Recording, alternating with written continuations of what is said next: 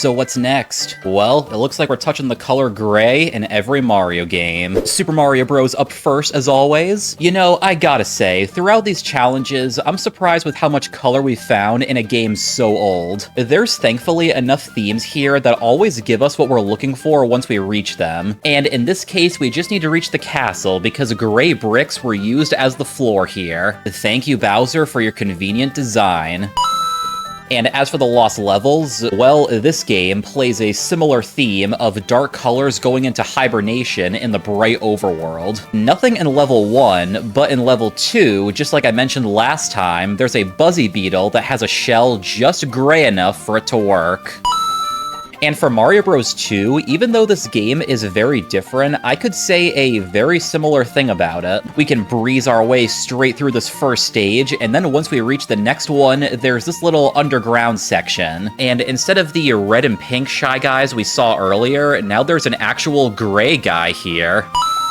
Mario Bros. 3. I thought maybe I could find some kind of platform or pipe out here that was gray this time, but nope, it turns out these levels stuck with what the first game taught us. So I guess after this stage we should try the castle next, and hey, look at that! A whole bunch of gray blocks as the floor and the ceiling.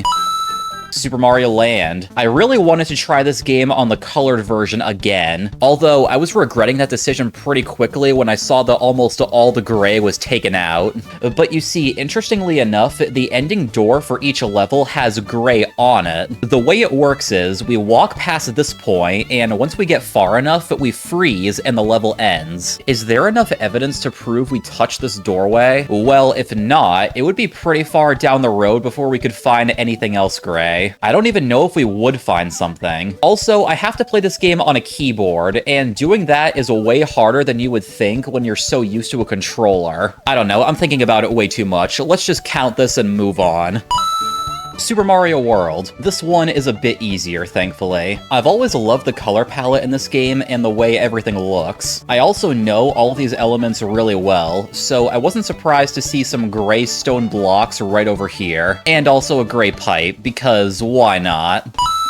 Mario Land 2. I'll admit, I thought this one would be a bit longer. Now, there was still no gray in the first level because of course not, so I thought I would have to travel all the way into Space Zone, but it turns out not necessary. Might not be Halloween season anymore, but we can enter the Pumpkin Zone. And what perfect decorations of spiky balls we have here.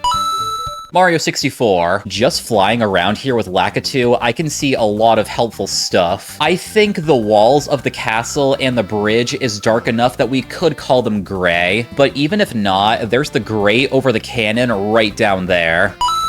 Mario Sunshine. Okay, the airstrip floor, I don't think we'll be accepting this. It just doesn't look gray enough. But interestingly, something that I think would be acceptable is the pool of water Flood utilizes in the tutorial. At least some of these bricks have to be what we're looking for.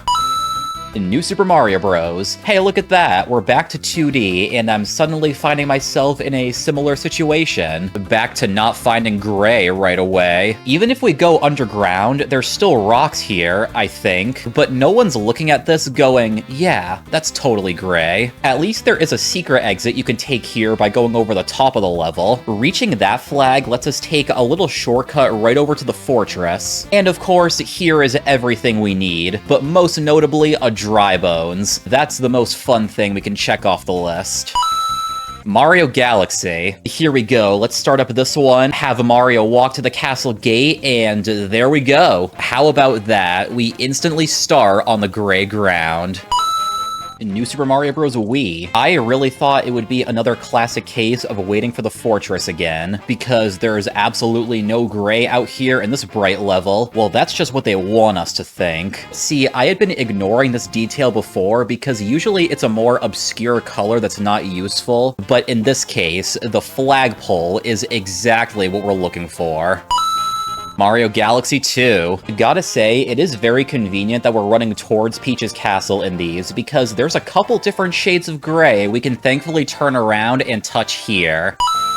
Mario 3D Land. This game in particular has way more brightness to it, so something I might call gray elsewhere looks way too light in this case. Most likely nothing will be useful here, but the underground section, well, right when we drop in, we do see a torch right behind us, and I feel pretty safe calling the base of it gray.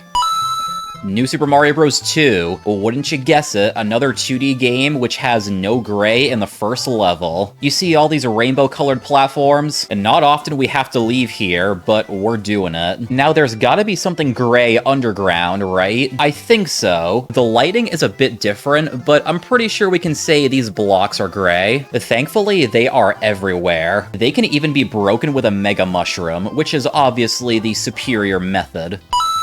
New Super Mario Bros. U. Well, I've definitely never said this before, but the last new game had something we've kind of already seen before. Was not surprised to see no gray throughout any of this, but it doesn't matter because the flag should work once again.